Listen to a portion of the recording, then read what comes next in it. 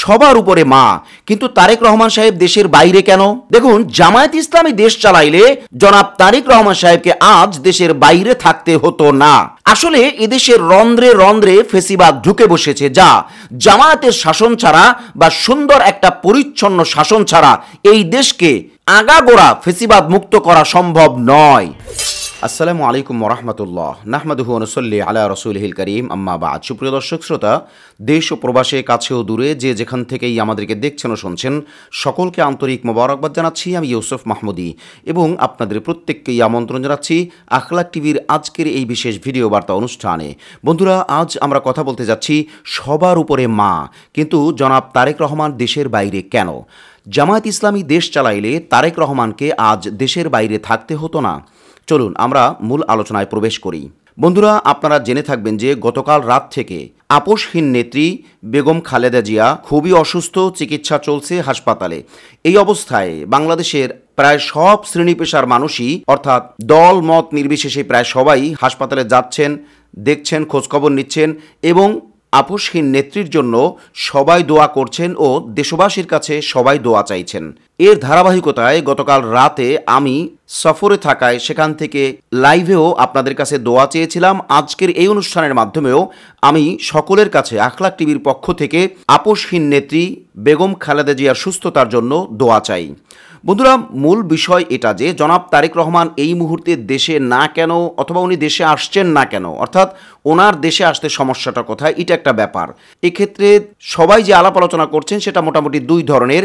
কেউ কেউ তো জনাব তারেক রহমান সাহেবের দেশে আসার পক্ষে বলছেন, আবার কেউ কেউ আসার বিপক্ষেও বলছেন।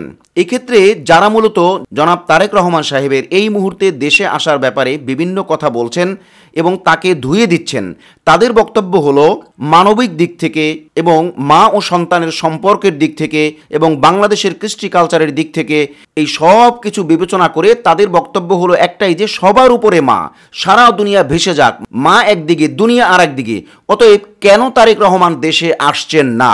বিপরীত দিক থেকে যারা জনাব তারেক রহমানের এই মুহূর্তে দেশে না আসার পক্ষে বিভিন্ন যুক্তি দেখাচ্ছেন বা কথাবার্তা বলছেন, তাদের যুক্তিগুলো বেশিরভাগই খোঁড়া যুক্তি মনে হয় প্রথম পক্ষের যুক্তির মোকাবেলায় বা জবাবে। তবে তাদের যুক্তির মধ্যে বেশিরভাগই নিরাপত্তাহীনতার ইশারা ইঙ্গিত রয়েছে, যদিও সেটা তারা খুলে মেলে বলতে পারছেন না বা বলছেন না। এক্ষেত্রে দ্বিতীয় পক্ষ যারা তারেক রহমান সাহেবের এই মুহূর্তে দেশে না আসার পক্ষে যুক্তি দেখাচ্ছেন, তাদের সব যুক্তির সারাংশ একটাই, যে তারেক রহমানের এই মুহূর্তে দেশে না আসা নিরাপত্তাহীনতার কারণেই।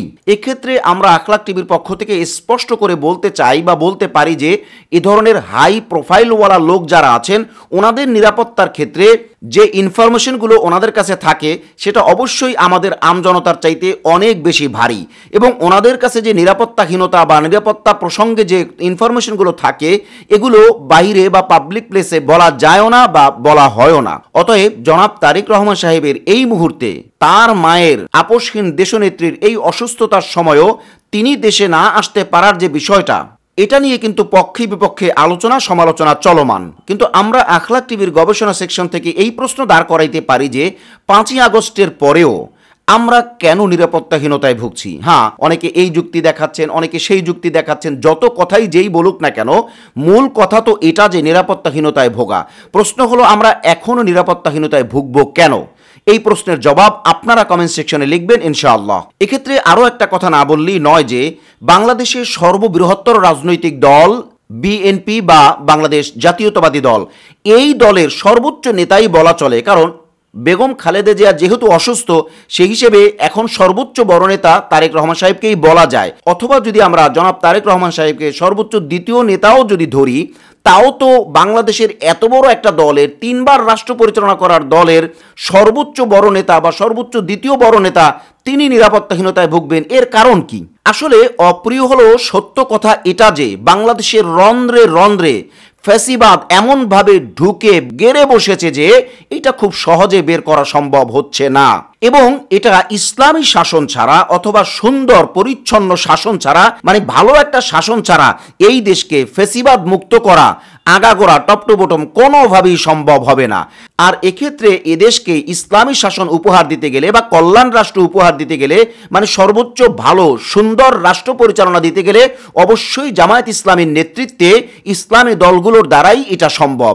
সেক্ষেত্রে জামায়াত ইসলামী অনবক্স পলিসিতে 8 দল নিয়ে যে আগাচ্ছেন, ওনাদের মাধ্যমেই আগামী সরকার গঠন হলে অবশ্যই আমরা আশা করতে পারি বাংলাদেশের রন্ধ্রে রন্ধ্রে যে ফেসিবাদ ঢুকে বসেছে সেটা থেকে দেশকে ফেসিবাদ মুক্ত করা সম্ভব হবে।